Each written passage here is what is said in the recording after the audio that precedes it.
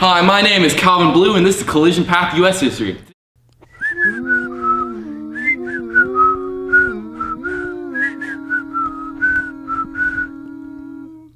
Today we're going to be talking about the establishment of the federal government, the rising of partisan politics, and growing southern slavery, all in the second half of period 3. Oh, Mr. Blue, is this just a discount crash course video? Of course not, Christopher. Collision Path is completely different. Intellectual theft is a crime. Now, let's get started. One of the main themes you should take note of in this particular time frame was the failures of the Articles of Confederation and the subsequent development of the Constitution.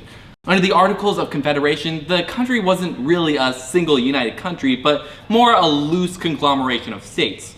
The country was failing because the federal government did not have the power it needed to be an actual government. Without a common enemy uniting them, the states turned against each other, debating fiercely over different tariff and currency rates, without a higher power to enforce any decisions. Congress was practically powerless. It couldn't enforce its treaties, it couldn't enforce its arbitration of disputes, and it was deep in debt because it couldn't enforce the taxes it raised. Despite these setbacks, however, the Continental Congress did achieve some things.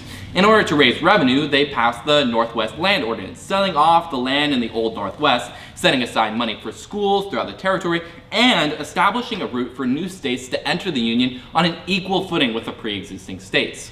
However, the debt continued to pile up, and it was clear something needed to be done, and something did get done. The Founding Fathers gathered together in the Constitutional Convention in 1787 and forged the Constitution.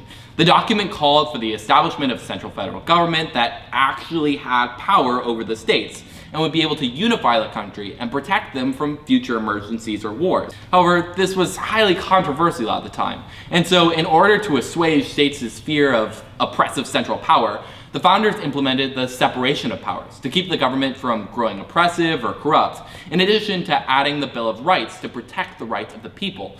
There was still a great deal of controversy over whether this was enough, though, and the fight raged on for almost a year as states hesitated over the decision. In the struggle to ratify the Constitution, Alexander Hamilton and John Jay wrote the Federalist Papers, defending the form of government created in the Constitution. Eventually, the document received the support it needed, being officially ratified in 1788, with the government actually starting up in 1789. Oh, what's that? It's time for the unknown paper. The rules here are simple. I read the unknown paper, and my producer decides whether or not I know the author and the name of the document. If I do, well, nothing happens. If I don't, he comes and slaps me in the face. Let's get started. The packet arrived this week from New York and brings an account that 7 states had accepted the Constitution. The Massachusetts Convention consisted of 340 members. It was carried by a majority of 19. Georgia and South Carolina are the 2 other states of which we had not before any certain accounts. New Hampshire was sitting. New York are becoming more national, and Mr. Dewar writes to Mr. Smith that he may consider the Constitution as accepted and beginning to operate at the commencement of any other year. New York had agreed to call a convention. Thus, my dear friend, I think we shall return to our country at a very important period, and with more pleasing prospects opening before her than the turbulent scenes which Massachusetts had not long since presented. May wisdom govern her counsels, and justice direct her operations. Well, let's see, it's not the Federalist Papers. It's gonna be a letter. I'm gonna go with Hamilton writing to one of his friends about the Constitution? How about Adams? Oh, come on, you didn't even include the my dearest friend. Okay, come at me. Now let's get back to it. It didn't take long for the new government to begin showing its potential through its foreign policy in defense of American interests. Ever since the Northwest Land Ordinance, settlers had been pouring into the Old Northwest, which had traditionally been kept for the Native Americans. Conflict with the Indians grew as more settlers came in, and by the time the new federal government came into power, the attacks had become a serious problem. Given its new powers to tax and actually pay its soldiers, however, the federal government was able to raise a small army and defeat the Indians in the Battle of Fallen Timbers in 1794, resulting in the Treaty of Greenville, which ceded the Old Northwest to America and ended the Indian raids. Also in 1794, the new government negotiated Jay's Treaty, avoiding war with Britain by fulfilling the obligations of the Treaty of Paris, and in 1795, negotiated Pinckney's Treaty, finally ending the Spanish restrictions on the trade down the Mississippi River that had been going on since 1784. In all respects, the new constitution showed sparkling promise in establishing an effective and just government that would be able to protect American interests both at home and abroad. However, it wasn't all sunshine and rainbows in the new government. During the second term of Washington's presidency, political parties started to form and develop rivalries with each other. When the French Revolution broke out and France's neighbors declared war on it, Thomas Jefferson, Washington's Secretary of the State, advocated aiding the French in accordance with the Franco-American Treaty from the Revolutionary War. Hamilton, however, Washington's Secretary of the Treasury, advocated neutrality or even intervention on the side of the British. Let's go to the think rectangle. During Washington's second term, two distinct parties began to form, the Democratic Republicans and the Federalists. Jefferson founded the Democratic Republicans and advocated for an increased connection with France because of the Franco-American Treaty. Hamilton disagreed with Jefferson, founding the Federalists in the process. He worried what war with Britain would mean for the US economy and especially for the merchants and gentry that made up his supporters. He argued that the US should stay out of the war or even intervene on the side of the British to protect Americans' budding economy. Washington realized with Hamilton that the newborn American eagle could not survive another European war. He regretted not being able to fulfill the obligations of the Franco-American Treaty, but he couldn't bring himself to send the country into another war and possibly send it to its demise. Thus, Washington issued the Proclamation of Neutrality, stating America would stay out of the conflict, thus breaking the Franco-American Treaty. Thanks, Think Rectangle. In addition to being split on a foreign policy, Jefferson and Hamilton also vastly differed on domestic policy. Jefferson held to agrarian republicanism. His vision of America was a land of rural farmers, each with their voice in the government. However, his vision demanded a constant supply of open land needing to be developed, offering all equal opportunity and a high degree of mobility, a demand which fueled the growing flames of manifest destiny that would come to define America's policy of territorial expansion.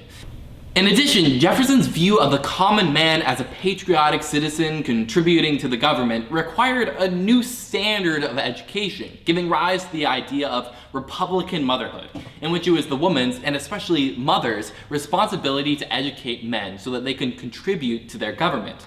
Jefferson also thought that the government should keep to its current size, performing only the duties expressly delegated in the Constitution according to a strict constructionist view.